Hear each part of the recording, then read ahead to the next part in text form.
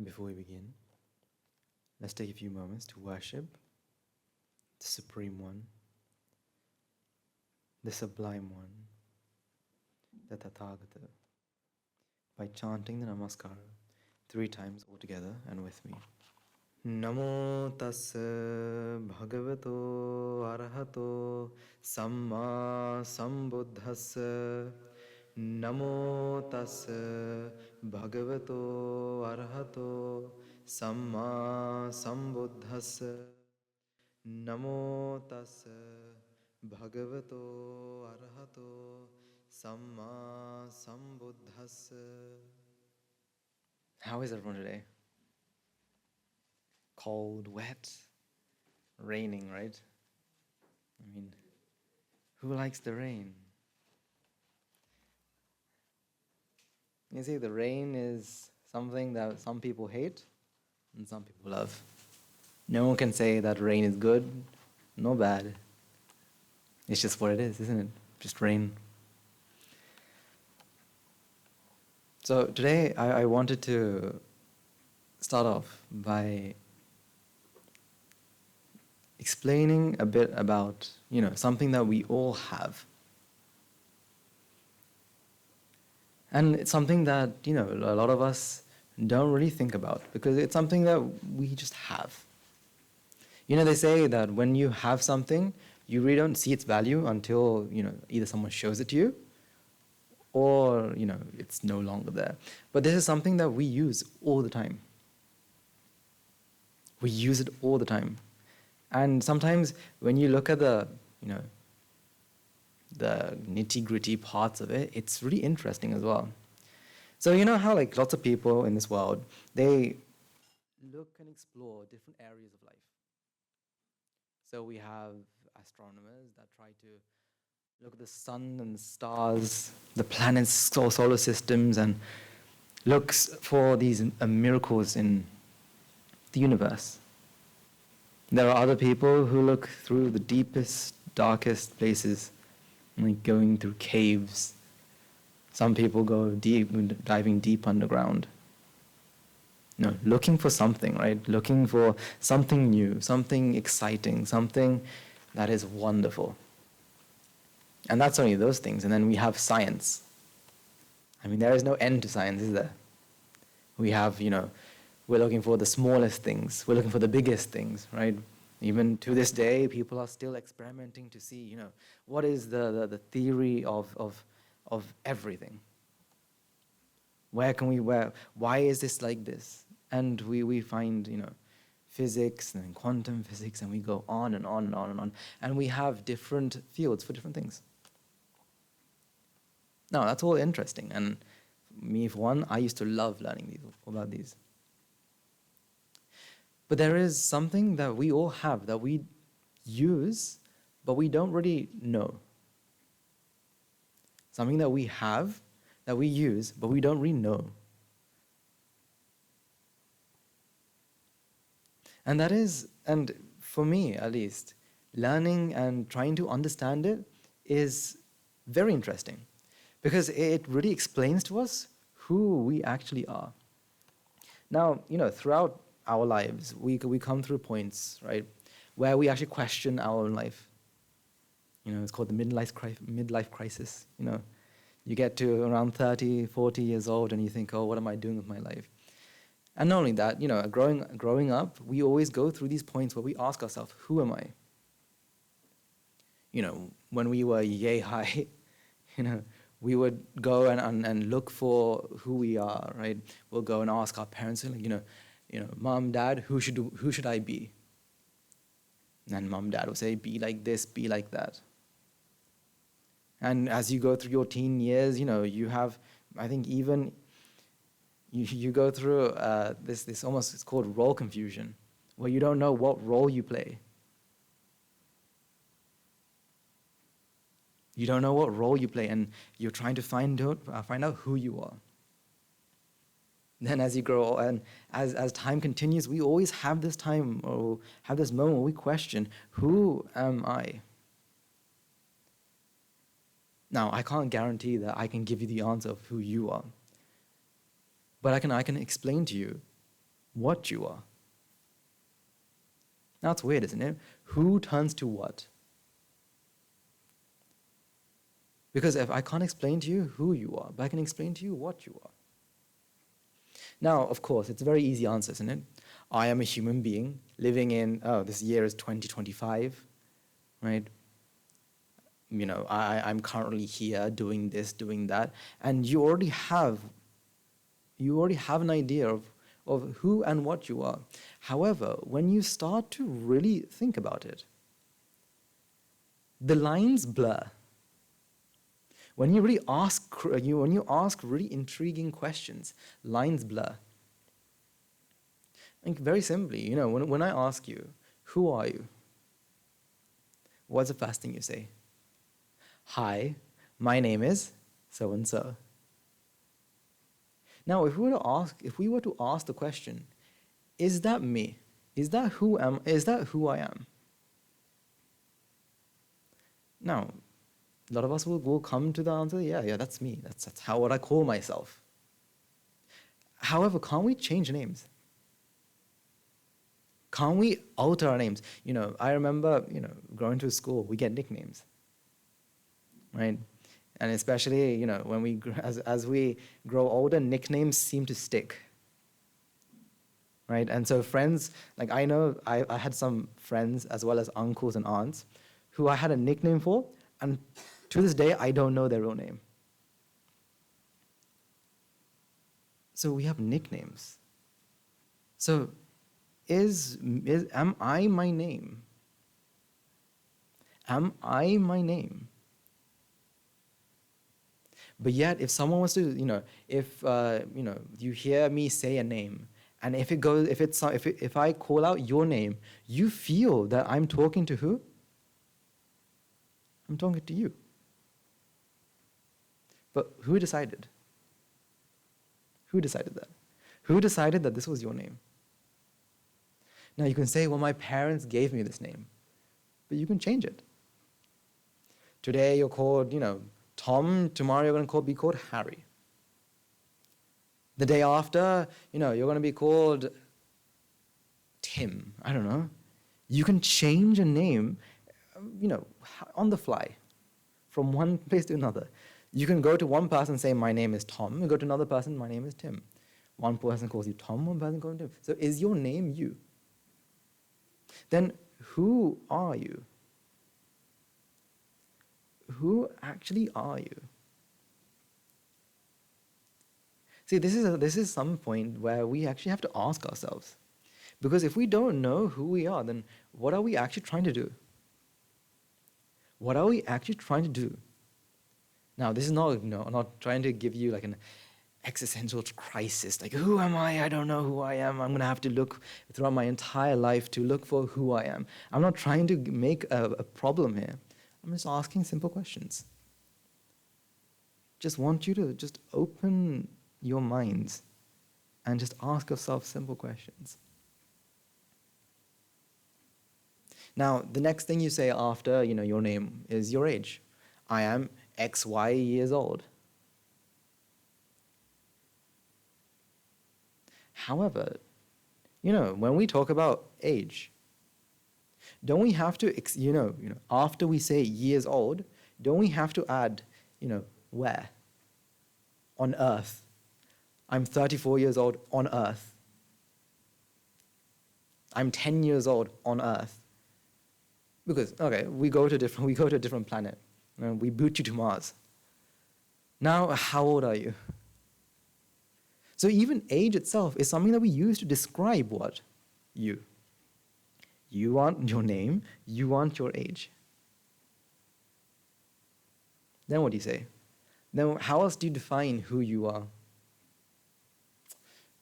Hi, my name is so-and-so, I'm XY years old, and I am a... fill in the blank. I am a doctor. I am a nurse. I am an engineer. I am an accountant. I am a shopkeeper. And you have, an occupation. So, for example, I am a monk. But really, is that you, or is that something that we use to describe who you are? Okay, let's say you're a doctor. When you come home after work, are you still a doctor? No, now you're, someone who's going to take the most well-deserved rest. When you're in bed, you're not a doctor anymore, you're a sleeper. When you're sweeping the house, are you the doctor who's sweeping the house, or are you just someone who's sweeping the house? The cleaner. So at different moments in life, we are different things. For example, for your mother, you are a son or a daughter. For your sibling, you're a brother or sister. For your child, you're a mother or father. For your partner, your spouse, you're a husband or wife.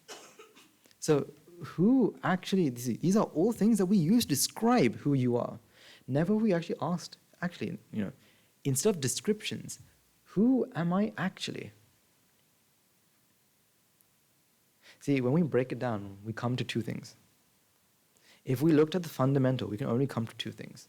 There are two things that we can use to explain who we are.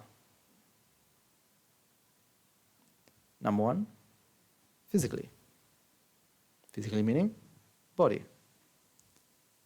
That's one thing we can use. Because that's something that we can change. I'm not saying we can't, but it's something that, that is there physically. So for example, a doctor is something that you have come to name yourself, but for you, so for example, I have no hair. That is something that each and every one of us can say. Or I have long hair, or I have black hair, I have brown hair, I have blonde hair, I have X, Y, Z. These are things that you can describe, the body. But there's something else that makes you completely different from each other. What's that? Something that we can actually say that defines who you are. What is it? The way we think. Our mental process. Our mind. That's what makes each and every one of us so-called unique. If we don't think the same, we don't have the same ideas. So if I asked, who are you? There's only two answers you can give. I am a body and a mind. Now, I don't want to explore more about this topic because I really want to talk about this mind. This mind is really interesting. Like I said, in science, in quantum physics, we're looking at for the smallest thing possible and explaining why, this happens, that happens. But, we don't really know much about our own minds. We've just come to accept that we have a mind. That's it. The end. But the mind is so much more interesting. The mind is something that we use, but we don't know how it works.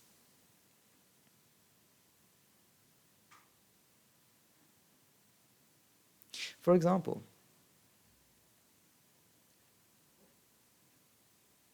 let's take a really simple example, right? An example that we can all relate to. I remember long, long ago, we used to see, have you ever seen a Marmite ad? Marmite, or in Australia you have Vegemite, but Marmite? Do you know its slogan? You either love it or hate it. You can either be a person who likes it or hates it. That's how it is. So if I was to ask you, right, if I said, put your hand up if you like Marmite. There'll be several of you who put your hand up. Put your hand up if you don't like it. There'll be several of you who don't like it. But if I ask you, why do you like or why don't you like? What's your answer? I just don't like its taste. Why? It tastes bitter. Why? Why do you not like the bitter taste? I remember, I had many, many friends who used to hate tomatoes. Absolutely hates tomatoes. But ketchup? Ketchup is different. Why? I hate tomatoes but like ketchup. But isn't ketchup made from tomatoes. So is it tomatoes they don't like? Because if we ask ourselves, why does my mind like something and not like the other thing? We come into this conundrum. Why? Why does it happen? Why do I like and why don't I like? All right, just a show of hands. Put your hand up if you like chocolate. Majority. But why doesn't everyone like chocolate? Chocolate tastes good, agree or not? Do we all agree chocolate tastes good?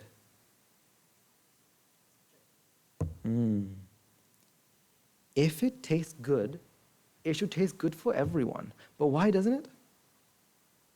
Why does it only certain, so majority, actually, I think if we took an actual survey, majority, I think statistically 90 plus people actually likes the taste of chocolate, whereas the other percent don't like it. But why is that? Why does one mind like and one mind not like? There has to be something beneath it. There has to be a reason why. Because what we have to understand is, each and every one of our minds works in a similar way. So if we were to actually give a definition for what a mind is something that processes information. Agree or not? A mind is something that processes information. What information? What information? A mind is something that processes what we see. So for example,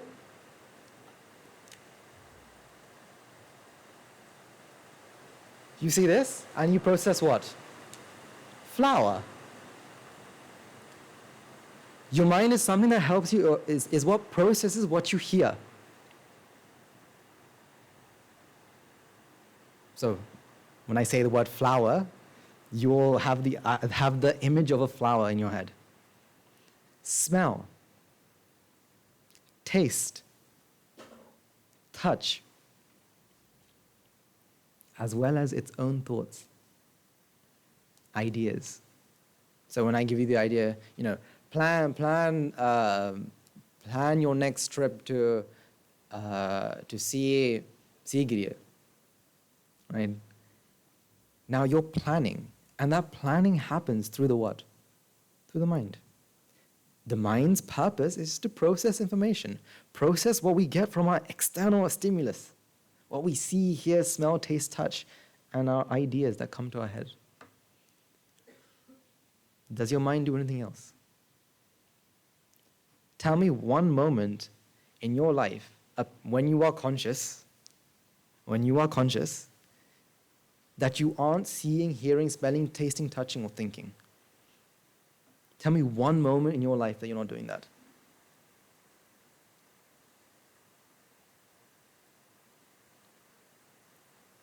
Yesterday, day before yesterday, you were doing one of these 6 things. So the mind is something that's constantly running in the background, almost like a background process that keeps running to interpret what's coming.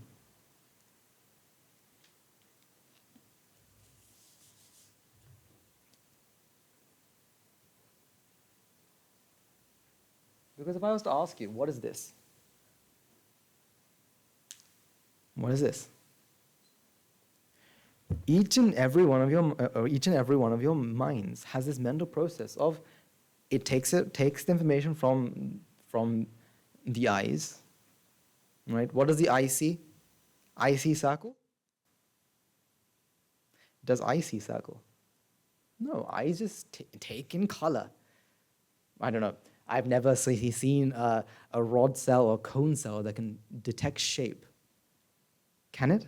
No, eyes just see color.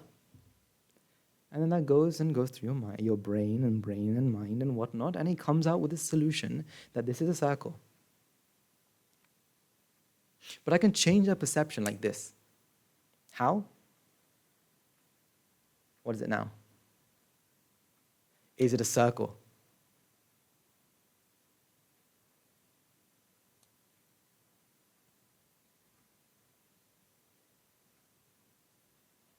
Shall I change it more?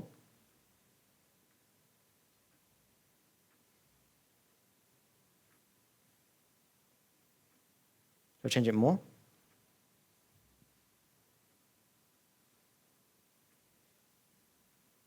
Now you tell me, right? Have you seen little children draw pictures?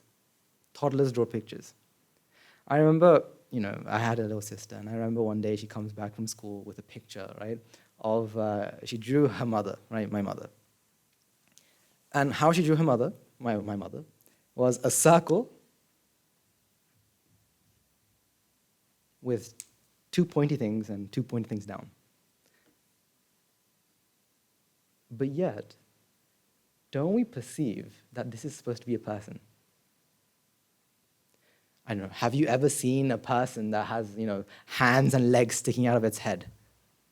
Have you seen a person who has hands and legs sticking out of its head? I have never. Don't know about you, but I have never. But yeah, we can identify and say this is, an image of a person. Where does that come from? This is the mind interpreting, trying to find out what is what. So if I was to draw, where did the person go? Where did the person go? Now what is this? The sun? When have you ever seen the sun with a face? Only in Teletubbies do you have suns with face. Right? Nowhere do you have a sun with a face, but you know that this is what? This has to be a representation of the sun. Where does that come from? See, this is the mind at play. The mind is interpreting, taking information, because remember, your eyes can't see shapes. Your eyes can't see, technically, if you think about it, the eyes can't see any of this. What can it see? Red, white, gray, brown. But your mind is putting all these informations together, putting everything together and saying, oh, right next to the table, on the board, in the middle of the board, there is a sun with a face on it. That's part of the what? That's part of the what? That's the mind. That's the mind interpreting. So if we looked at it, right, each and every one of our minds does the same thing. Takes information, processes, and gives an output. So for example, when I say Teletubbies, those of you who know Teletubbies, the image will come. Those of you who don't know what it is, they'll just have another image, some other image, pop up into their heads. But for each and every one of us, the process is the same. The way we think is the same. And that's what psychology and like neuroscience, we're trying to find out, everyone has a similar sort of way of thinking. What is that way?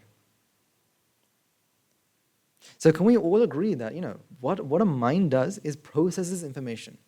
Processes information from our five senses and also ideas. Can we all agree on that? Or do we have a bit of a doubt on this?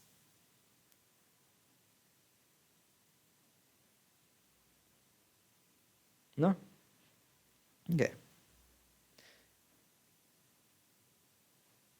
So if we were to draw out this process of what happens, right?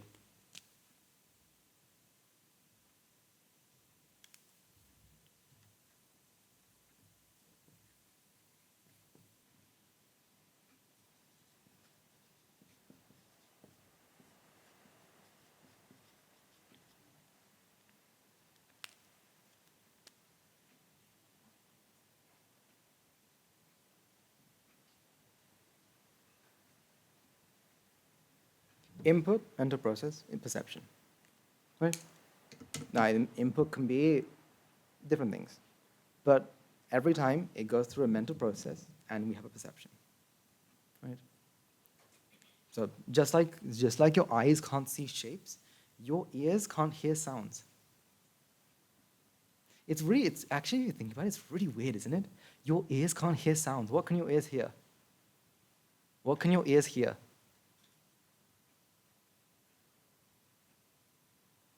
Your ears can't hear anything. You can only pick up what? Vibrations. That's why, there's like a very philosophical question, right? That says, if a tree falls down in the middle of the Amazon rainforest and there's no one here there to hear it, will it make a sound? If there is no one there to hear it, then it can't make a sound, because sound trees don't make a sound. It can only make a vibration. Vibration, when it goes through input, mental process, perception, oh, the tree fell. Like, for example, right now, there's probably a tree falling somewhere in the world. Have we perceived it? No, because there's no input. So for each and every one of us, the process is the same. There is an input, a mental process, and output. So for example, when we perceive this, does anyone perceive a different color that's not red? Do we perceive a different color that's not red? We don't know. We don't know. Can you read other people's minds? I mean, think about this. Think about this in a very biological aspect, right? We are all born from a bunch of cells. Agreed. We are all born from a bunch of cells, right? Which encode and decode and does various things, right? Switching on and off genes to get, who we are today. Are our eyes exactly the same? Are our brains exactly the same? So how can we say we're seeing the same thing? Same color. And for example, there, I think one in 50 males will be colorblind. Don't know if that's accurate, but colorblind, there'll be many people who are colorblind. So they won't see red, they'll see what? We don't know. They won't see red, they'll see a different color. We'll say it's gray because we interpret it to be what? Gray. But for them, we have no idea. So the process that happens for each and every one of us is exactly the same. For you, for me, for anyone who lives on the moon, the process is exactly the same because the mind is the same. Input, mental process, perception. But there's a question, isn't there? Then what makes us different? What gives us this unique nature that, you and me are two different beings? What is different? Apart from the body, of course. What else is different?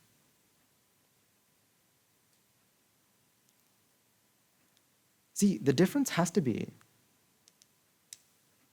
the difference can be input. The difference has to come from mental processes as well. For example, even if I'm showing the same image, are we all seeing the same image? No, you're in different, some of you won't have, so for example, I'm under this light here. I've got light glaring at me here.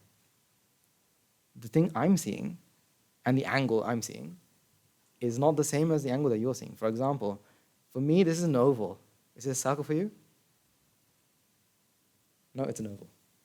My oval is different though. According to where I am, again, the image will change. So that's input. But there has to be a mental process that makes us different. It's very intriguing to see some people have the shortest fuses ever. We've all had that friend that you say one thing and they blow up. Extreme amount of anger. And then you have another friend that, you can literally scream at, and no matter what, they have a smile. Right? They're so calm. Like I remember I used to have a friend that who, while doing any exam, right, other friends are like stressing out. They're sweating and they lock themselves in rooms and not come out until midnight or whatnot. But then this friend decides you can't say that he's stressed. Internally, he might be. But from his facial features, his body language, we can't say.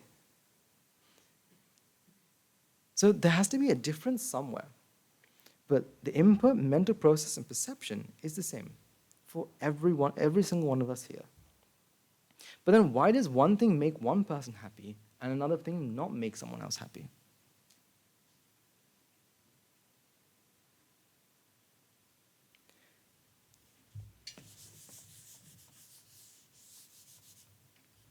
Let's take an example.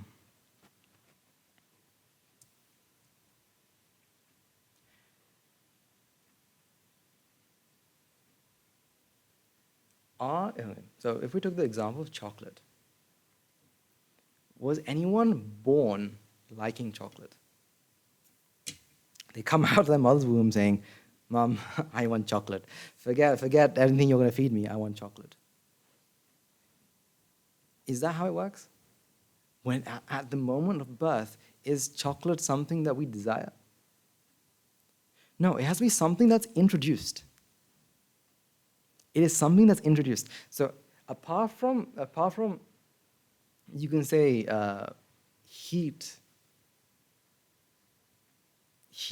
and warmth.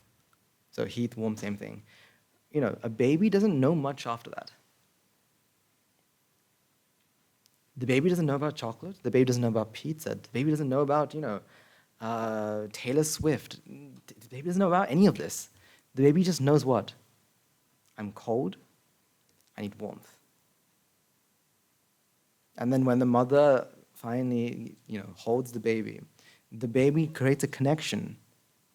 Warmth from this guy, this person, or not person. This thing gives me warmth. I like this.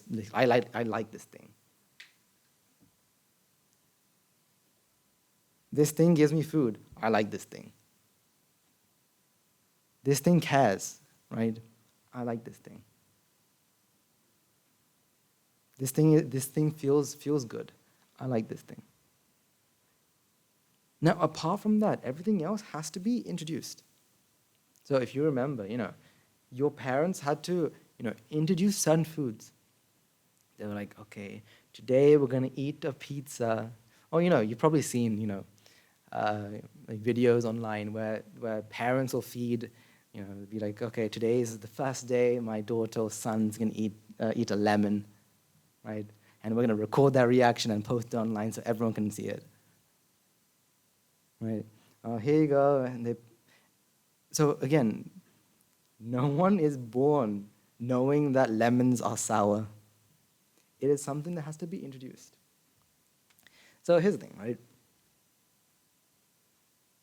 Something is inputted. For example, the idea, let's say chocolate. Something had to be inputted before you had chocolate. What is that? The idea of chocolate. Someone had to give you the idea of chocolate. Chocolate is good. That's what ads do, right? What do ads do? They say take chocolate and they make sure it looks what? It looks amazing. People are eating chocolate and they have smiles on their face. They have smiles on their faces, enjoying every single bite. Input, mental process, perception.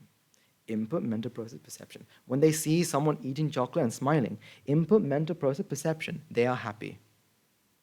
Now, the perception says they are happy because of what? Because they ate chocolate. So what happens is, from perception, it brings, so the mental process, a part of this mental process,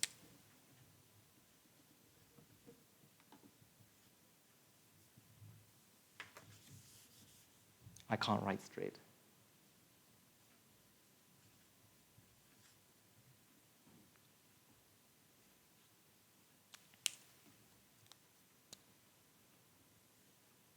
This perception feeds into the memory.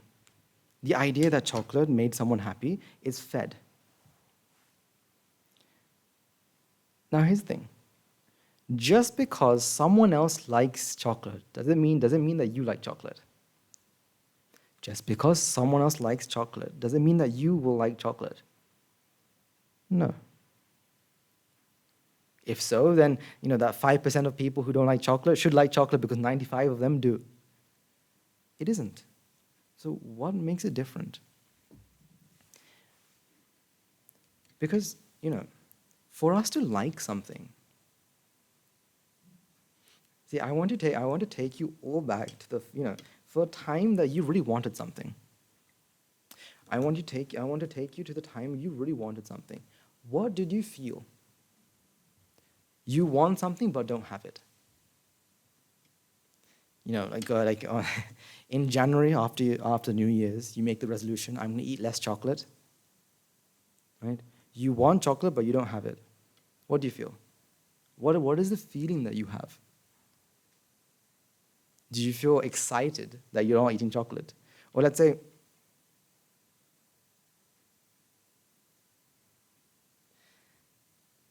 well, let's take a better example. Let's say you're waiting at the airport for a friend. You're waiting at the airport for a friend, right? Your best friend is coming back from a long trip, and you're waiting at the airport. What does waiting feel like? What does waiting feel like? Put your hand up if you enjoy waiting. You're standing there waiting for the person.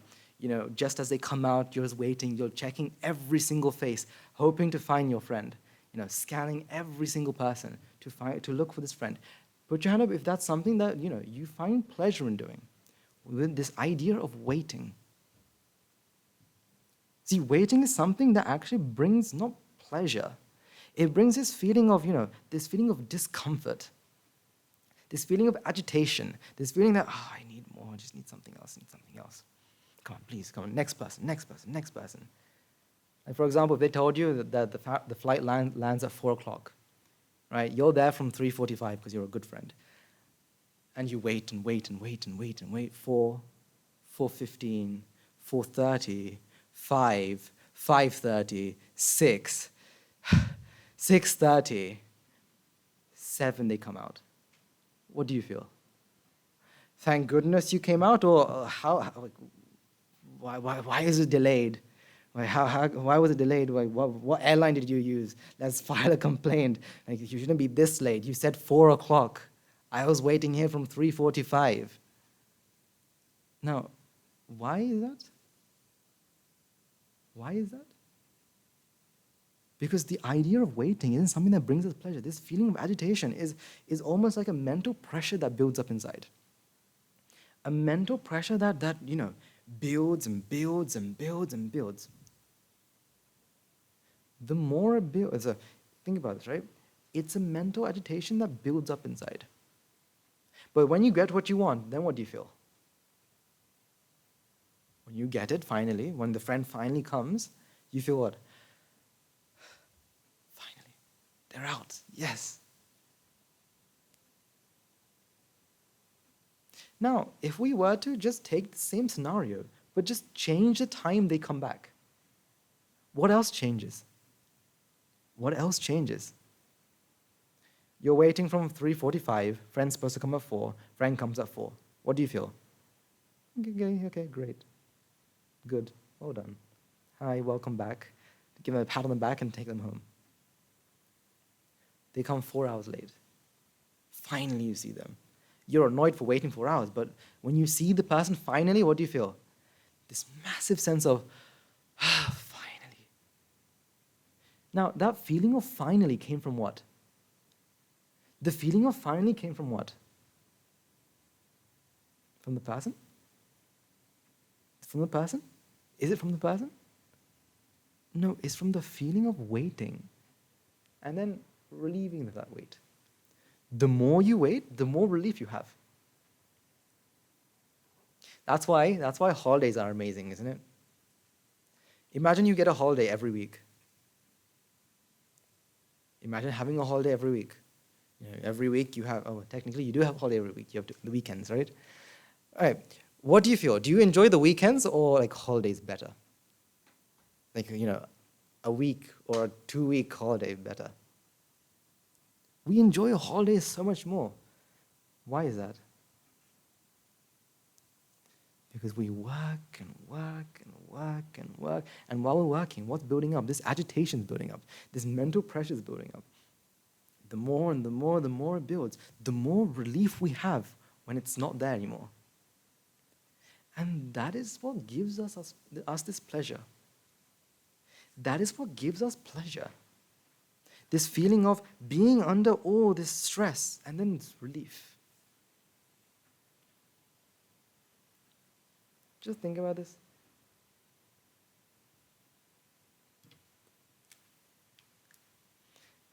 Imagine you have twins, right? You have twin A and twin B, right? Let's say twin A is the smarter one, right? The smart one. Always with twins, there's always the smarter one and the sportier one. It's just how it is. It's just how nature has made twins to be like. There's always the smarter one and the sporty one, right? Now, twin A, right? Let's say twin A is the smarter one. Let's say, on average, let's say twin A gets like pretty high. In exams, let's say they take, 93%, averaging 93. Very good, very nice. Well done, twin A. Let's say twin B. Right? Twin B takes the average of, let's say, doesn't do too well academically, so we'll say barely what it makes by with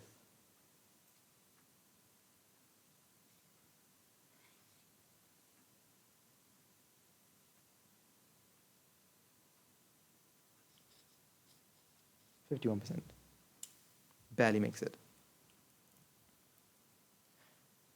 Now, if it's the marks that makes us happy, well, twin A will always make you happy, and twin B will, be like, try better next time, and X, Y, Z, right? But let's say, for their last test of the year, the end of year tests, let's say twin A gets 94%, 1% extra. You'll be proud of twin A and think, well done, you've done better this time, well done.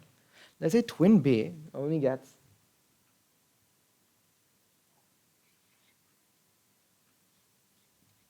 81%.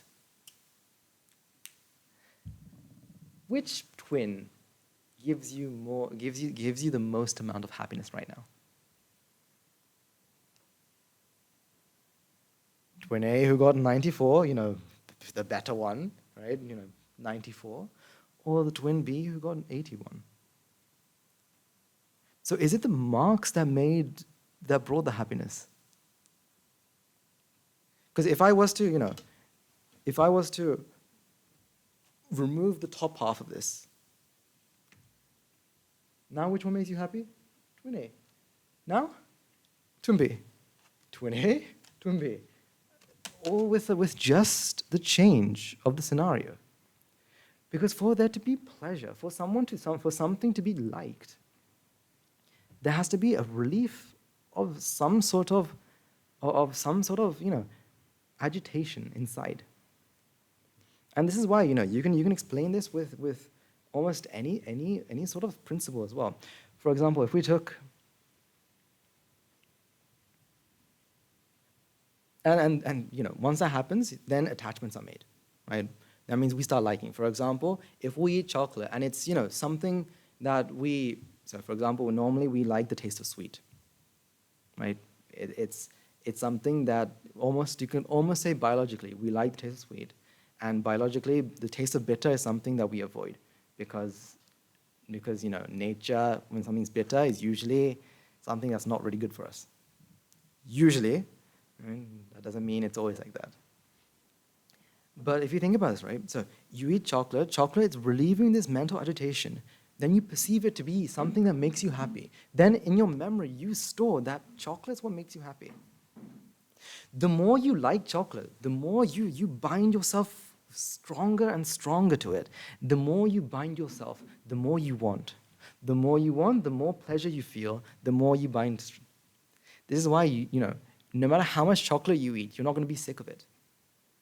Physically, you can be sick of it. But mentally, you want more. Like an example is, how much chocolate have you eaten so far in your life? How much chocolate have you eaten so far? In an entire lifetime, how much chocolate will you have eaten? Has the attachment or the amount of pleasure you feel decreased? No, you just want more and more, because this is this trap that it makes. This is the trap that it makes. Same with anything here.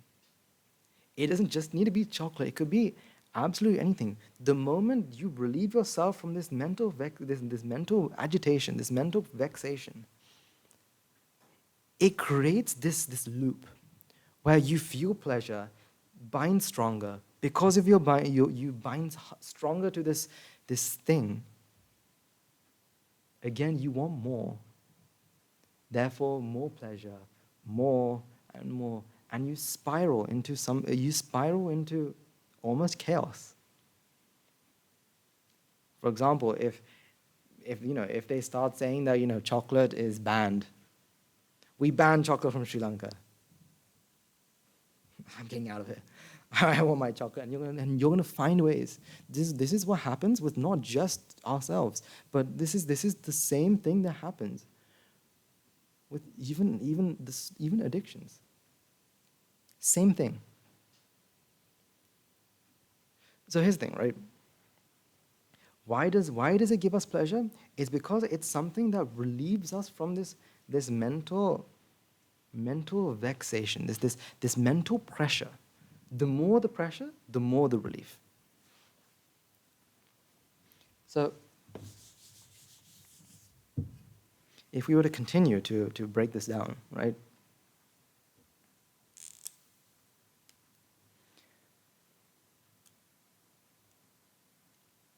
So this is the thing. This is the same for each and every one of us. The process is the same for each and every one of us. Now, if we even took, have you all heard of conditioning? What is conditioning? Same thing. Right? For example, for those of you who don't know about conditioning, how do you train a dog to do tricks? How do you train a dog to do tricks? The dog does something, you treat it. Give it a treat.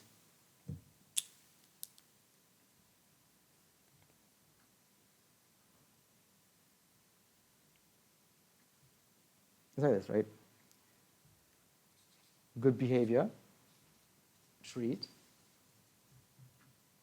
Because of treat, the good behavior is repeated. Pleasure, because you take something. Pleasure, because of pleasure, you repeat. Take something, pleasure. Take something, process, pleasure, like pleasure, repeat. So this also happens because of this. Now this is very vague. We can break this down further, but I don't want to go into too much detail about this because I want to stay on the top here. But this could be broken down further and further and further. Because, like I said, the topic of the mind is so interesting. Because this is how we work. It is universal for each and every one of us. It is the fundamental thing that makes us who we are. So if I asked you, who are you? You are a mental process. Are you your memory? Are you your memory? Well, memories will fade over time, right? Do you remember what you did when you were, back in 2007 on the 23rd of April? Do you remember that? No, memories fade with time. Memories aren't things that, they're not things that make who you are. You are your mental process.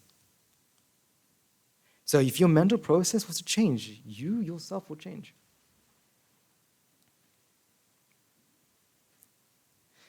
Now, I'm going to go one step deeper here, right? This mental process happens in discrete units. You know how they say, you can only interpret one thing at a time. You can only process one thing at a time. Do we all agree that we can only do one thing at a time? that, when you multitask, you're only switching between two things, but still the mind can only do one thing at one moment. We can't do more than that, just one thing. I think one of the best ways to represent what mental process is like, it's like this. This is the mental process. When input happens, the mental process, you process it, and that processing stops. That process has to stop. For example, does everyone see a blue whiteboard pen?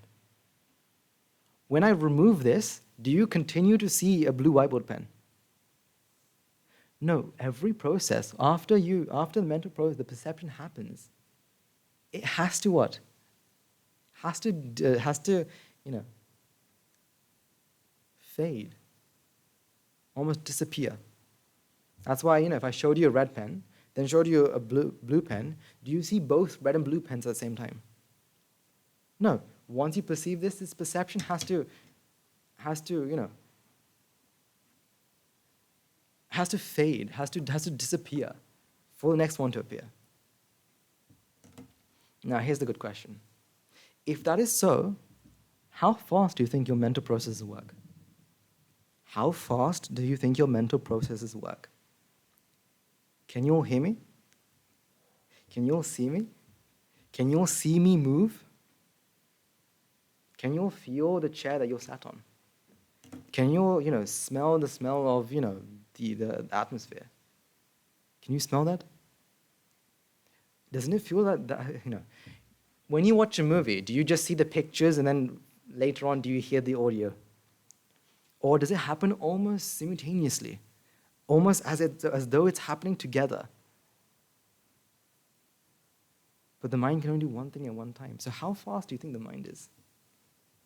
This input, process, output is happening how fast?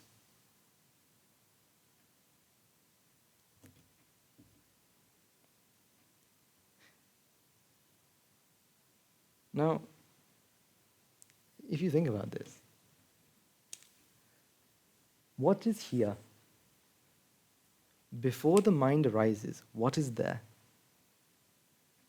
When the mind passes, what is there? So when you are not perceiving, what is there? When you're not perceiving, what are you perceiving?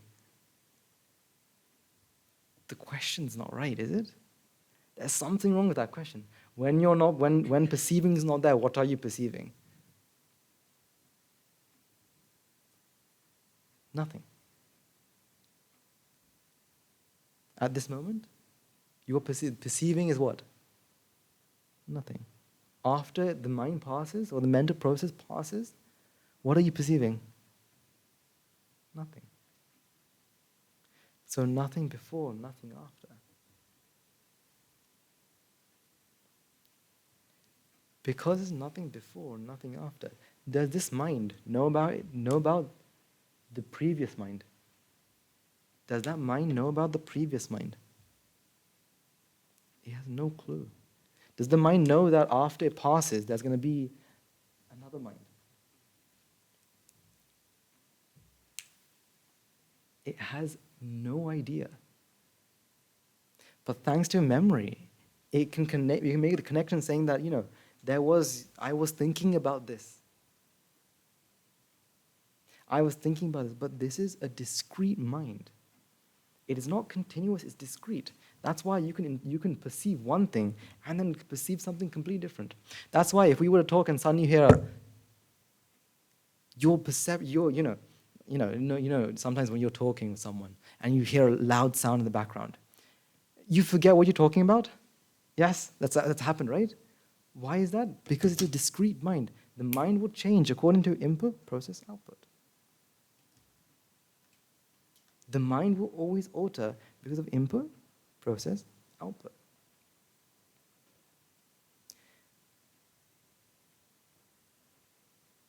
Now here's the thing.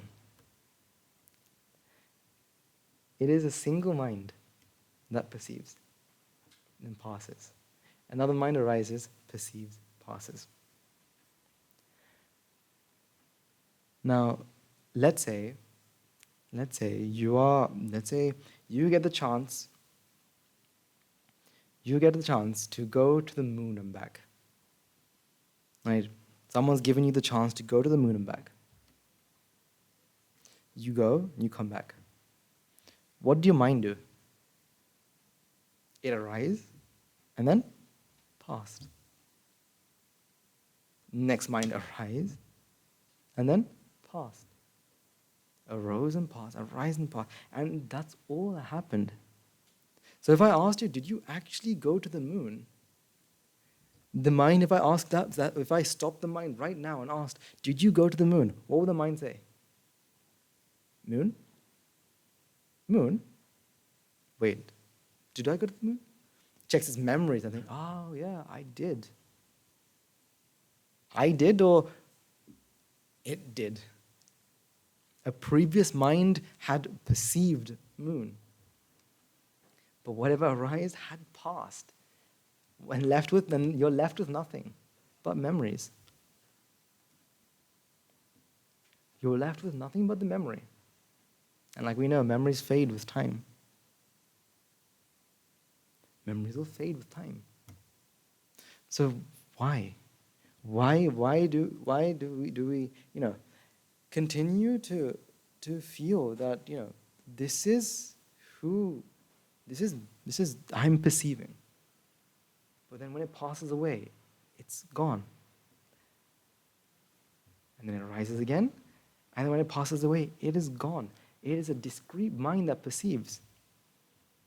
You get the chance to eat ambrosia, right? Food of the gods. But you can only eat with a mind that will arise and pass. You're left with nothing but just the memory. Have you ever had a dream that felt really real? A dream that feels as though, sometimes you can have these dreams where you don't know whether you were sleeping because it feels so real. And so you actually have to go and ask someone, did this happen?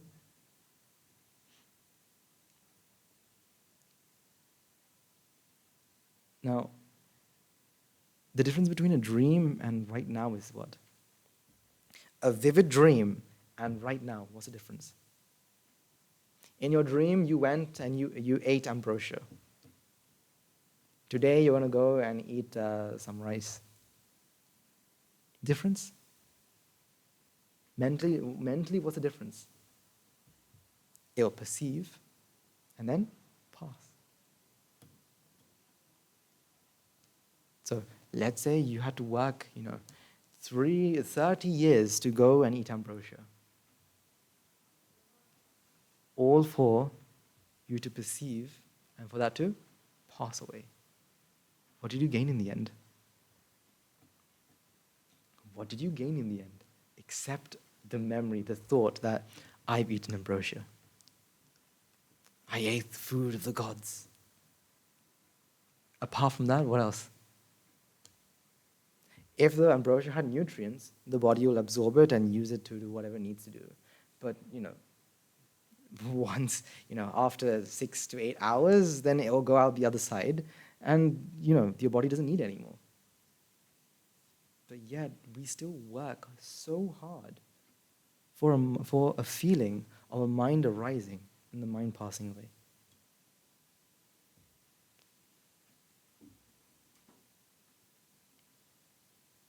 You've worked so hard for a feeling of a mind arising and passing away.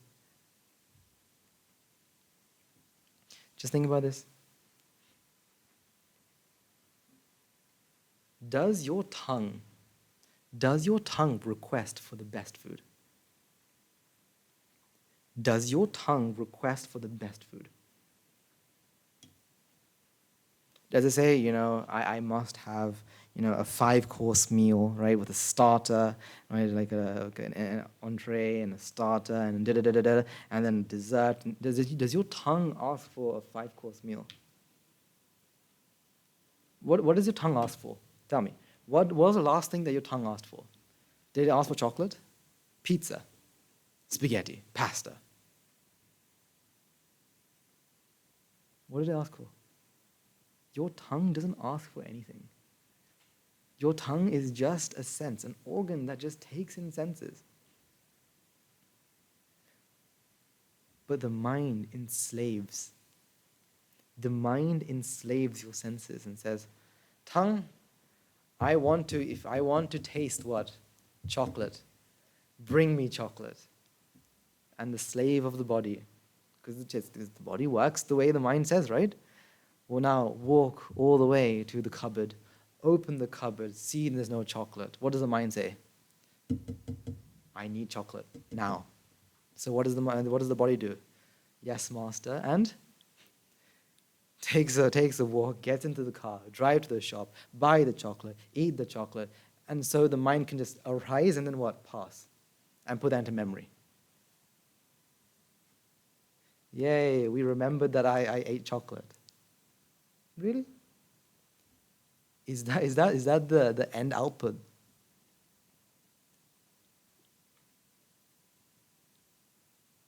Because we have to remember the tongue, see,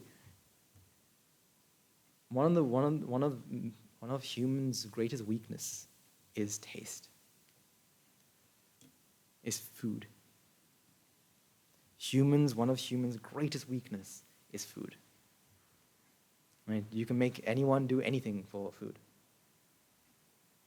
Right? Because food is something that it brings great pleasure. But the question is, for what? I mean, nutrient-wise, I understand. Nutrients you need, right? You need your carbs, you need your proteins, you need your fibers. 100%, I agree. With a shadow of a doubt, I agree. You need those. But where does your tongue say, today I have to eat pasta? When does your tongue say that? Now, this is not me saying, you shouldn't go and eat pasta or chocolate. No, I'm telling you, you have everything. But just be aware that this is the mind that's telling you to do this. Because, they say one of the best ways, I think, I remember reading an article many, many years ago. Because I had a friend who was trying to lose weight, right? And I remember reading an article many years ago saying that, the best way to lose weight is by being aware about what you eat. And I was like, aware? Like, aware about what you eat? What do you mean by being aware? By being conscious that you're eating for what? What is the purpose of eating? I'm eating to indulge my tongue because my tongue needs to what? Feel the best tastes ever.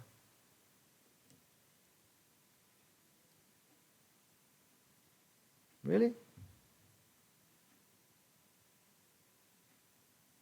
No, the tongue is there to taste. Food is there for what?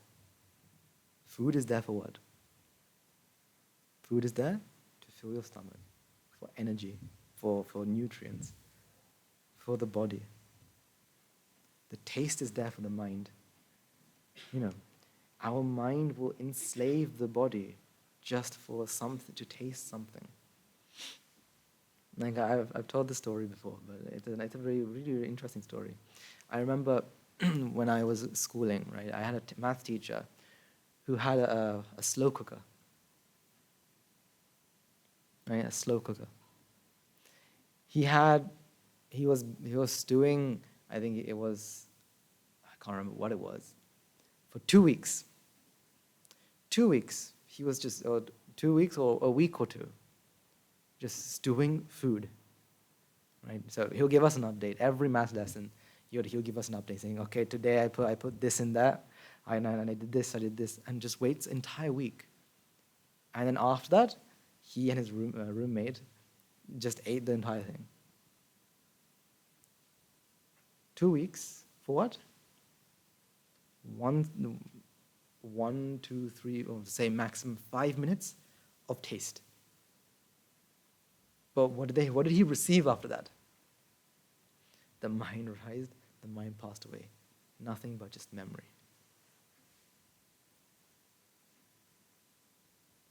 You see, we live even though we live right now, we live most of our lives in the past or in the future. As you grow older, we live in our past.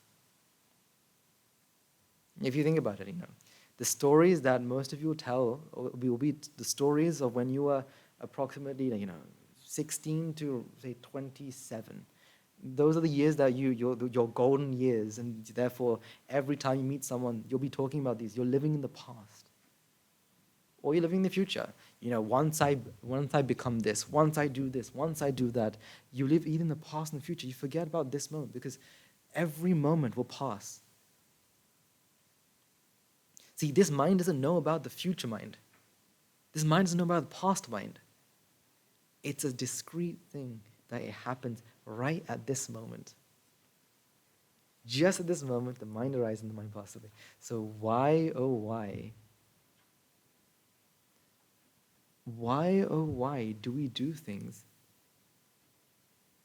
for a mind that passes away?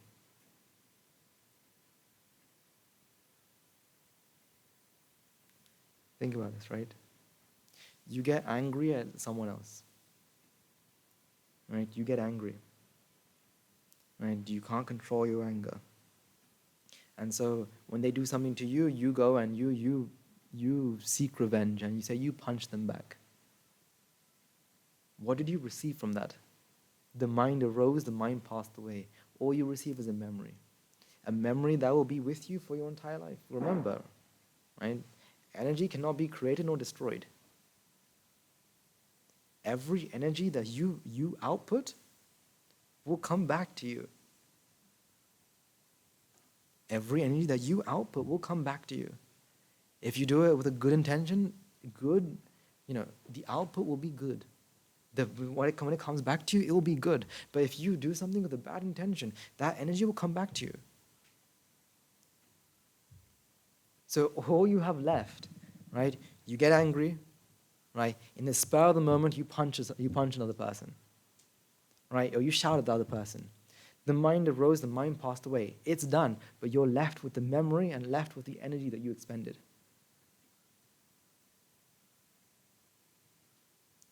You're left with the energy that you've expended. That energy will come back to you. That's what we call, karma vipaka. That's what we call karma vipaka. Your own actions will come back to you. The energy that you expend will come back to you.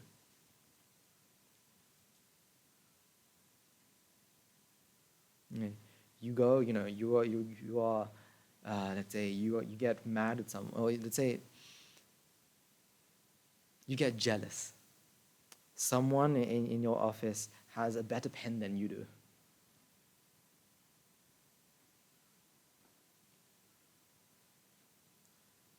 So, see, when I talk about this, for me, it feels as though it's so illogical that someone will go and steal that pen. Because the mind will arise and pass away, and they're left with nothing but just the memory and the energy they've expended. That's all they receive. Fine, they have the pen with them, but the pen is just a memory they're going to have. They get nothing else.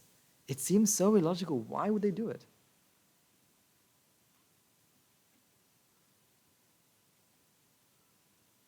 When you're angry and you hurt someone else, all you're getting back is just the memory of you doing something, and the energy that you've expended. What else do you gain from it? Oh, I feel so good about myself. I hurt someone else. But that also becomes part of your memory. You don't remember that the next moment. The next day, do you remember, oh, I punched that person, I feel so proud of that. No, now you start to regret and you think, shouldn't have done that. We've all had that moment when we're angry, we say something or do something. Later on, we think, oh my God, why did I do that? Oh, I shouldn't have done that, I shouldn't have said that. Just remember, right? This is why, once you realize that, it's a mind that arises and passes away, now you can't hurt another person. For what? A memory? You can't steal from another person. Well, for what? A memory? You can't lie to another person. For what? Memory? I'm going to lie so they think I'm a good person. What do you receive? The memory that they think I'm a good person.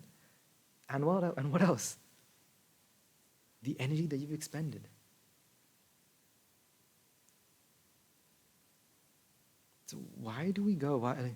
See, if you understand this, it feels so illogical for you to now hurt another person, lie to another person.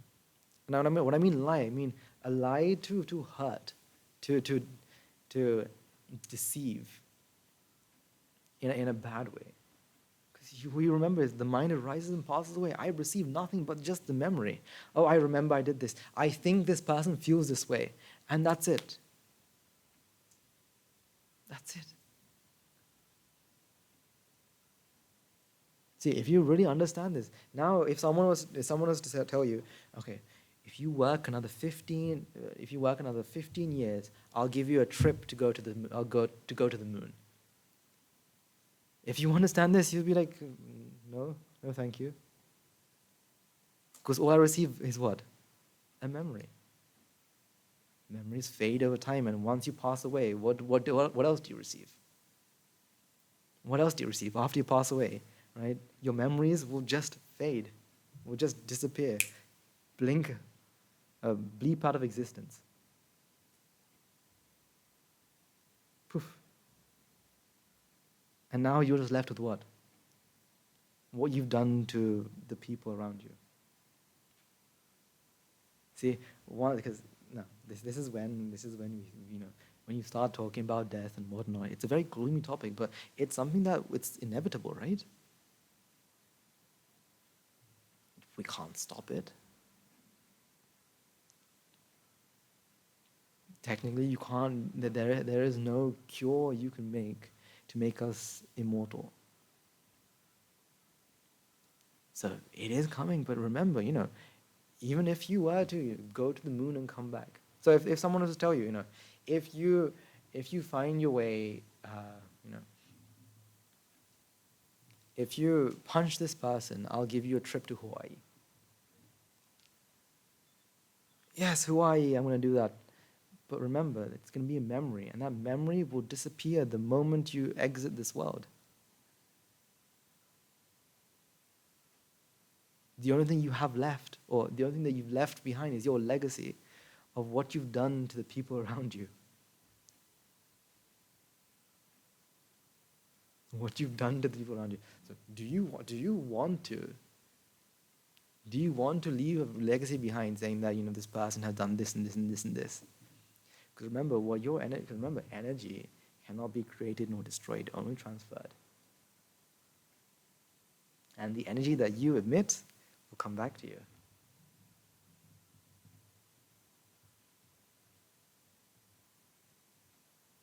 Okay, and you can say according to Newton's third law, right? So we have to understand that. This is why understanding ourselves is one of the most important things. That's why this is why not just myself but my teachers and so many other people will try to explain to all of you that this is something that we should all understand. How do I work? What am I? Why am I doing what I'm doing? Because if you understand that, you will stop doing things to hurt others. You'll stop doing things, stop doing really petty and useless things and start actually doing things that's going to help yourself and help people around you. And that's why, the people who live and breathe in the monastery are one of the most luckiest people alive. Because their entire life is dedicated to not just understanding this, but helping other people. Helping other people.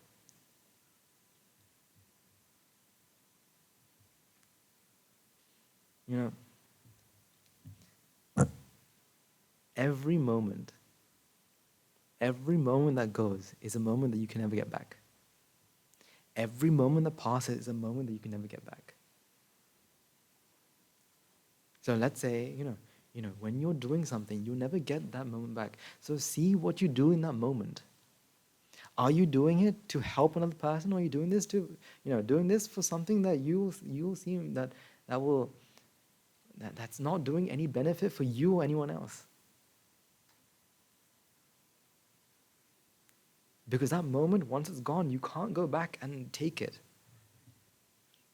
See, our lives should be, helping ourselves as well as other people, the people around us, to become happy, to become, to understand why they are sad and remove the feeling of being sad.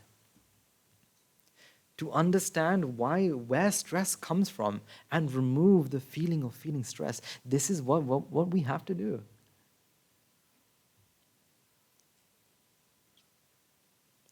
Because we don't like feeling sad. We don't like being angry. We don't like being stressed out. We don't like being anxious. We don't like any of this. So if we understand the mind, we can get rid of that.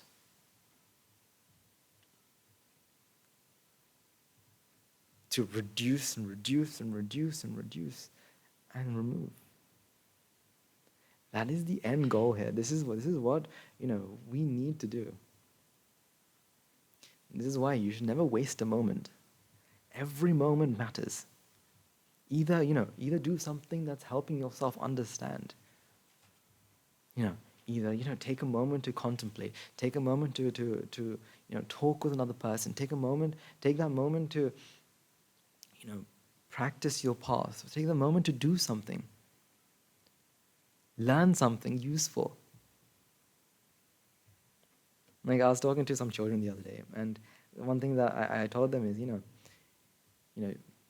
instead of doom scrolling on their phones, maybe take that time to learn a skill that's useful. Like what? First aid.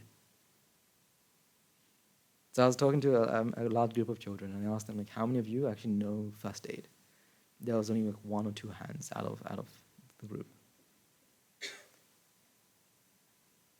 See, I believe that it's important to help one another, to live a life where you are able to help anyone who needs it. To help anyone who needs it. So who needs your help? Everyone. If there's any, that's why our monastery's gate is open to anyone. There is no one that we say, come back later. Because if I ask you the question, who doesn't deserve to be happy? What is your answer?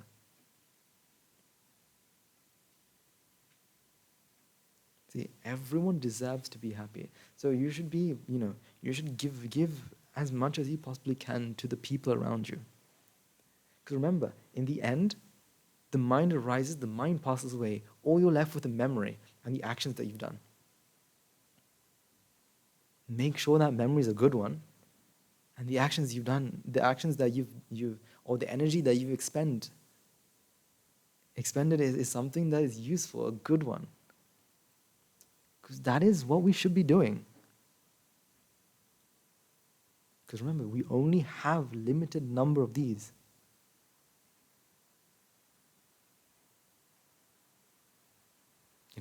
We can't guarantee when the end is there.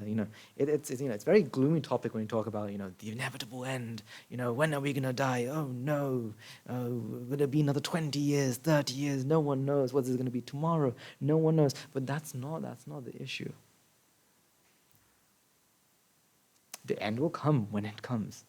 We shouldn't be worried about the end. We should be worried about what we do until the end.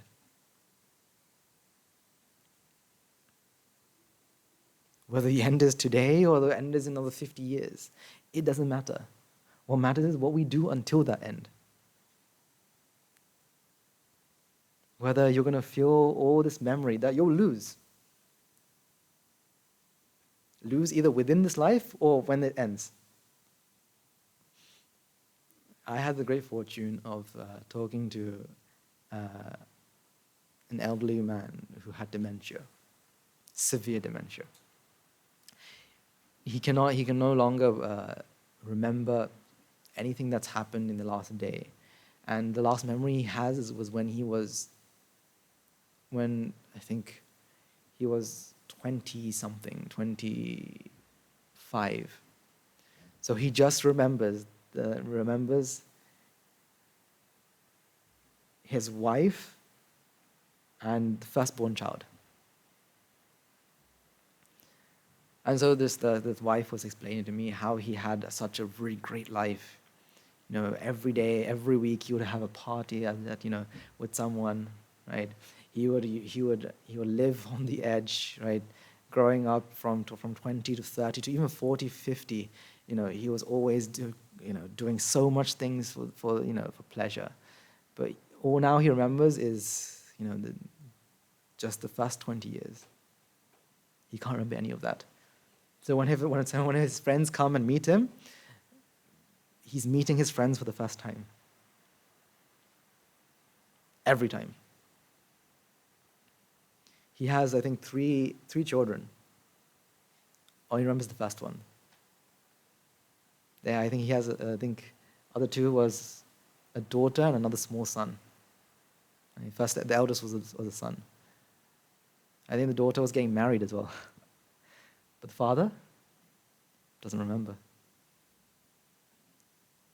So memory you will lose either in this lifetime or once it ends.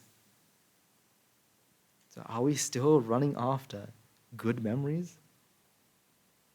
No. Are we going to get the memory of just because you're jealous, are you going to hurt someone to get the memory?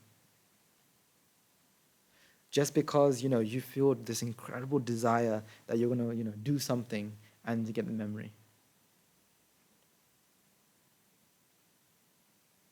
In the end, it's all just stored there. But the actions you've done, they will circle around the universe until it comes back to you. This is why, we have to open our eyes and look around. Understand the nature around us. That's why don't waste any moment in life. When you're driving from point A to point B, either do something that will help another person.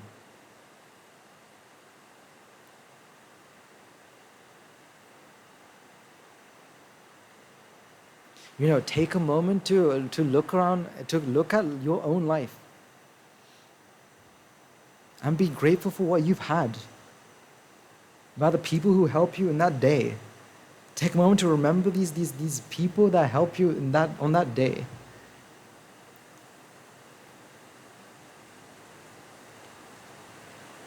Because we are extremely lucky to be, number one, alive.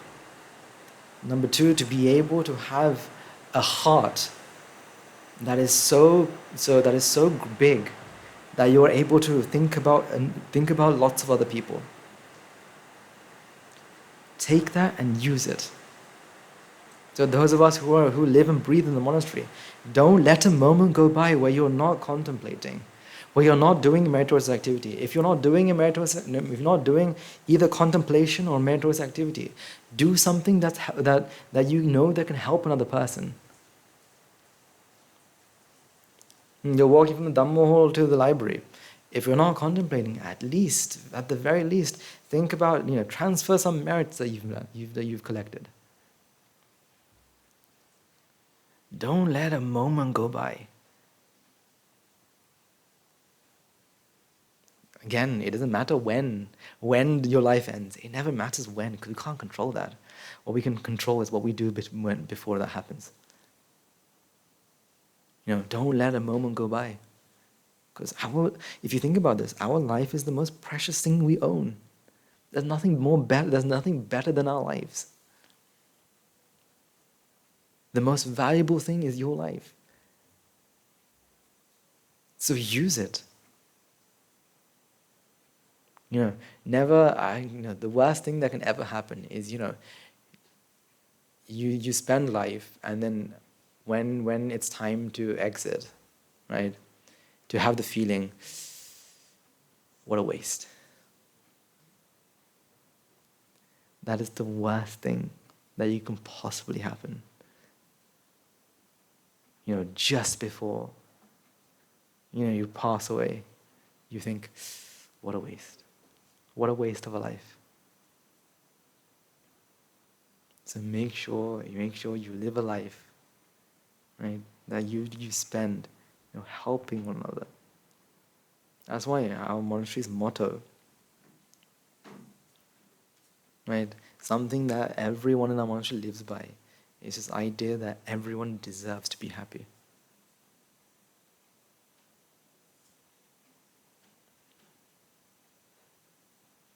So please, think about this. Now, this is a very, very basic model. We didn't even touch the actual mental processes. So for those of you who are frequent, right, we know about the two processes that have happened inside here. Right, we've got the defilement process and the aggregation process.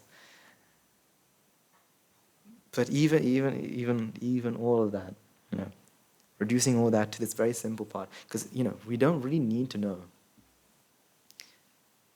We don't need to know about the itsy bitsy, all the parts of it.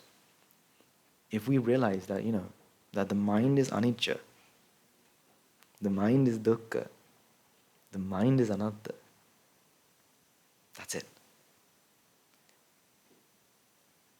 Because remember, honestly, Rupa Vedana Sanya Sankhara Vijnana and all the stuff, the Buddha preached to who?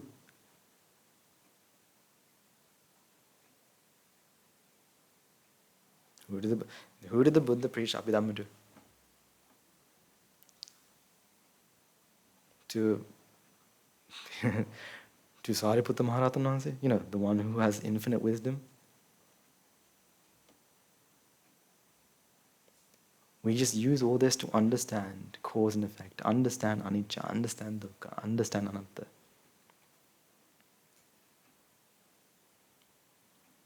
Okay. Going through the mental processes and going Rupa Vedana, Sanya Sankhara Vijnana, and going, ignorance, attachment. And these are all used to understand one thing. What's that one thing? That the mind is what? Anicca. The mind is what? Dukkha. The mind is what? Anatta. That everything in nature is what?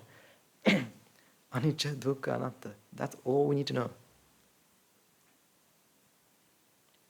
So put these into practice. Every single time, put these into practice. The more you put this into practice, the more free you become.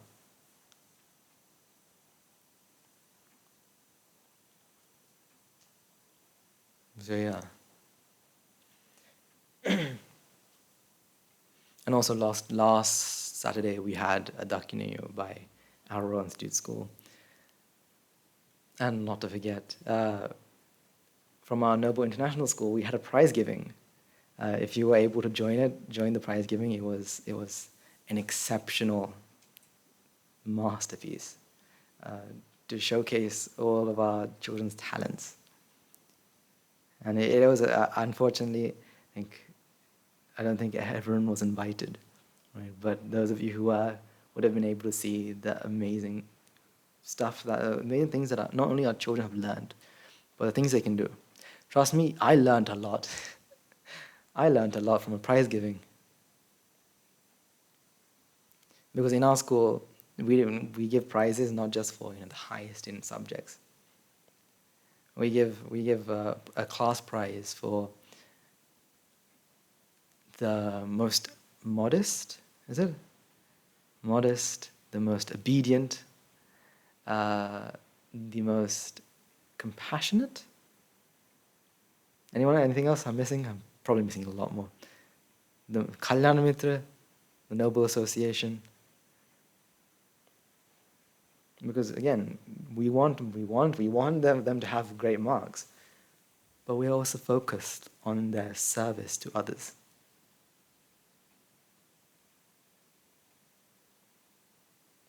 You see, we want to live, if we want to change the world, the first person we have to change is who? Ourselves. And then the world will change regardless.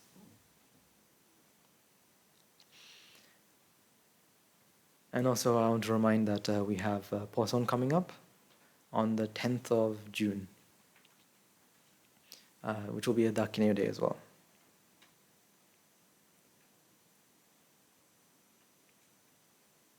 Do we have any other messages? No? Okay. So I do really want you to have these in your mind, right?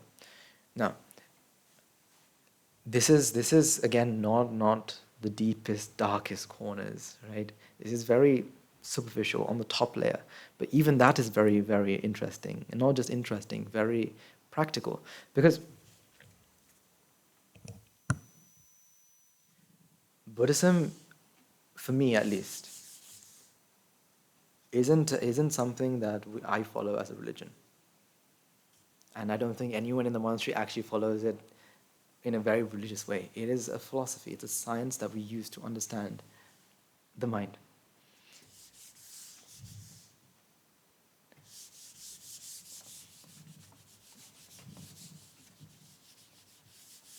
It is truly just a way, an understanding of how the mind works.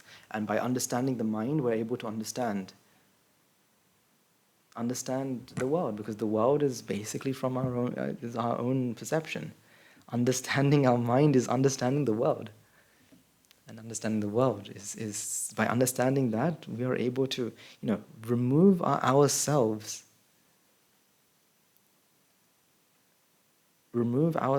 from the deep-rooted feelings that keep us bound to suffering. Honestly, by understanding yourself and understanding the world, you find a way how to get. You realize how to stop being sad. It's like this, right? If you know how. If you are drinking a tea, and it's not sugary enough, right? Because we know how to make tea, we know what to do. What's that? Add sugar. Because we know to make tea, you have to add sugar. Add more sugar will make it sugary. Same thing with the mind. When the mind is feeling really down and down in the dirt, if you know why, if you know how, all you do is add a bit of sugar. Just add the scoop of sugar, and it comes back up. That's pretty much all we have to do. We have to understand ourselves.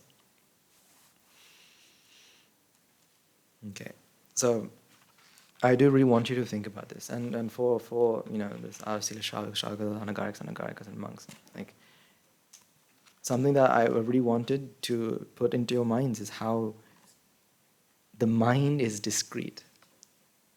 The mind arises, the mind passes away, and that's it. You eat the best food, it's gone. You think there's nothing left. You get a chance to hold the pearl umbrella for Guru Hamuru. Such an honor, right? The mind arises, the mind passes away. Done. Again, merits are there. But this feeling of, I get to do this. Great. Remember, it's just, the mind arises, the mind passes away, and that's it. Finished. Today you're going to eat a biryani for lunch. The mind arises, the mind passes away. You're left with what? Nothing but the nutrients. Seriously, if you take a step back and look at the mind as a mind that arises and passes away, there is nothing that I must do this, I must do that, becomes, okay, I do this, the mind arises, the mind passes away. Because, if I was to, so for our, the people who live in the monastery, if I was to give you the opportunity to go to the moon, How many of you will actually willingly go to the moon? No, because we all understand that, rising passes away, we see, we hear, we smell, we come back, and that's it. In the future, when they want to colonize Mars, how many of you will willingly be like, I want to go? No, because you realize the mind arises, the mind passes away. Maybe after, they've colonized it and it's stable, we'll be like, we have to go there to spread happiness, right? But not to experience. Because experience is just what? The memories.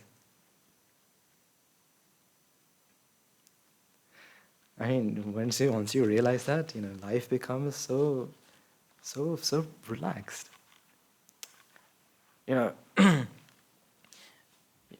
There's only two spaces, right? Who here wants to, anyone? Okay, we're gonna draw some names, and only two people can go and meet Guru Hamdra today, right, and have a personal conversation with Guru Hamdra. All right, when I say Guru Hamdra, let's say not to talk with him, to worship him. Let's say, just to go and worship. Now, before you understand it's a mind, now what? I must get it. How am I going to, I'm going to pray to every single thing on earth so I can get a chance. But once you understand it's just a mind, if I get it, okay, I'm going to do the maximum amount of merit I possibly can, whether I go there or whether I don't. Both, I'm going to do I'm going to do my merits. It doesn't matter where. It doesn't matter how. If you think about it, right? Your lives, if you think about it, if you are someone who contemplates on the Dhamma, if you're someone who is always thinking about the benefit that they can do to another person, you sleeping at night is what? A merit. Is it not? Because when you're rested, the next day you can do more. You consuming food is what? A merit. You taking a shower is what? A merit. Your entire life is what? A pun khalasa. A fountain of what? Merits. We are so fortunate to live a life like that. So fortunate. Not everyone gets that. Who realizes that every breath they take is what? Is a merit if they take it wisely. If they take it being aware, every breath they take is what? A merit. But just like it's a merit, just like we are taking in, we are also expending the same as well. Right? Because we live amongst great people, with great teachers, who we pay with merits. So both ways, income and expense, ton of merits. So keep that in mind, please. And use your lives. Don't let a moment go by where you're not either contemplating or not doing a merit. Just take every moment you possibly can. Okay. Let's take a few moments to transfer merits and conclude today's session. Let's take a moment to transfer the merits we've acquired by making offerings to the infinite virtues of the Noble Triple Gem, chanting Pirit, listening Dharma, and engaging in various meritorious deeds today. So first and foremost, let's remind ourselves how incredibly fortunate we are to be in receipt of all these teachings. And with immense gratitude, let's transfer the merits to Bhikshu Bhikshunis, Upasakas, who since time immemorial have practiced and preserved the Dhamma, and pass it down through a noble lineage in form of the Tripitaka, which is thankfully available to us today to study, to understand, to comprehend Dhamma. We'll also take one transformation to all the members of Mahasangha present throughout the world, including all the chief political chapters, who have dedicated their life to the noble path and committed themselves to the betterment of all sentient beings. Let's not forget, among them will be the monks and nuns residing in local temples and nunneries, who have always been by your side, through thick and thin, come rain or shine. Let's also take a moment to transfer merits to Guru Sananse, as well as the other monks resident at the monastery, as well as the anagarikas attached to the monastery. Let's also take a moment to transfer merits and express our gratitude to those who made great efforts to disseminate the teaching of the Buddha, be that by child littering salmon, sharing them among others, inviting others to join them. May the power of the merits, if anything, have been born in the world of planes. May they redeem themselves in born bliss plane. May by the power of the merits, may they abstain from the meritorious deeds, fulfill the meritorious deeds, fulfill the noble eightfold path, and attain the supreme bliss of Nibbana. Sadhu, sadhu, sadhu. Let's take a moment to transfer the merits we required to our devotees, friends of the monastery, who for sake of merits continue to sustain the Mahasangha. This includes every one of you who have contributed to the construction of the monastery, to those of you who provide shelter, alms, robes, medicines, as well as those who pass on their no-hugs and their well wishes. May the power of the merits, may they abstain from unmeritorious deeds, fulfill the meritorious deeds, fulfill the noble eightfold path, and attain the supreme bliss of Nibbana. Sadhu, sadhu, sadhu. This whole thing transforms to the Devas, Brahmas, spirits, demons, primarily the Sakadeva, as well as numerous gods and deities who committed to protect and fulfill the Samudasasana. Let's not forget among them will be our garden deities who give water for us, keep us out of harm's way. May the Paramount's, may they prosper in divine power and wisdom. May they abstain from unmeritorious deeds, fulfill the meritorious deeds, fulfill the noble eightfold path, and attain the supreme bliss of Nibbana. Sadhu, sadhu, sadhu. Let's all take a moment to transfer merits to our mothers, fathers, husband, wife, brothers, sisters, sons, daughters, grandparents, uncles, aunts, cousins, nephews, nieces, our elders, friends and acquaintances, employees, employees, and to all those who've helped us, supported us, assisted us in any shape or form. By the power of their merits, may they be healed of any physical or mental ailments. May they overcome any obstacles in spiritual progress. May they abstain from unmeritorious deeds, fulfill the meritorious deeds, fulfill the noble eightfold path, and attain the supreme bliss of Nibbana. Sadhu, sadhu, sadhu. So we'll take a moment to transfer our merits to our ancestors who predeceased us, to all those who've been friends and family to us in this long journey in Sansara, to all those who've helped us, supported us, and assisted us in any shape or form. So we'll take one transformations to all the members of the armed forces as well as the police force who have sacrificed their lives to protect the peace and harmony of our nation.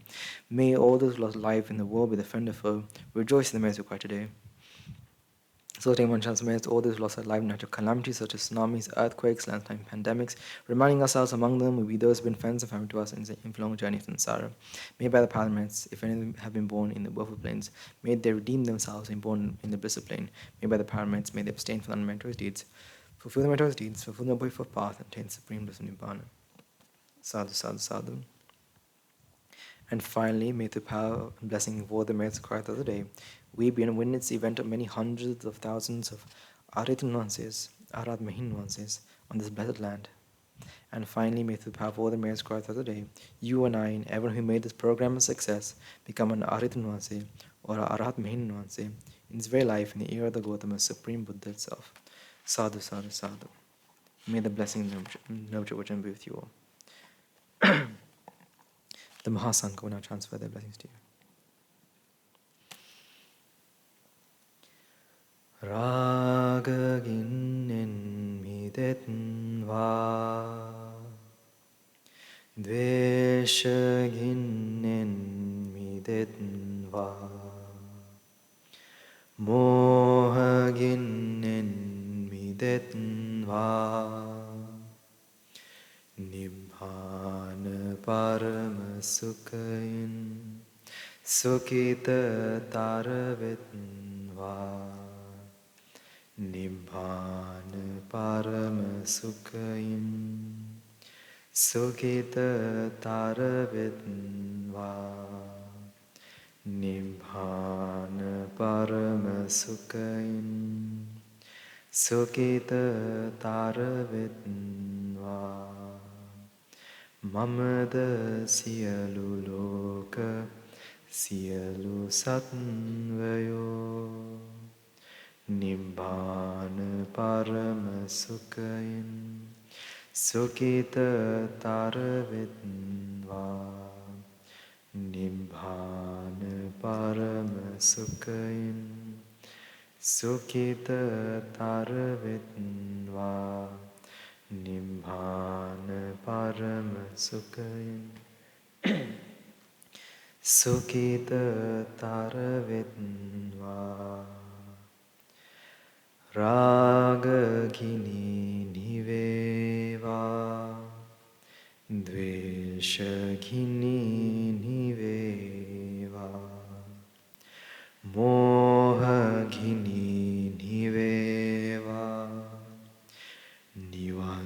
සැප ලැබේවා නිවන් සැප ලැබේවා නිවන් සැප ලැබේවා තුන්වන්ගේ සුවිසි අනන්ත මහා ගුණ බලයෙන් සියලු ලෝක සියලු සත්වයන්ම නිබ්බාන පරම සුඛින් සුඛතර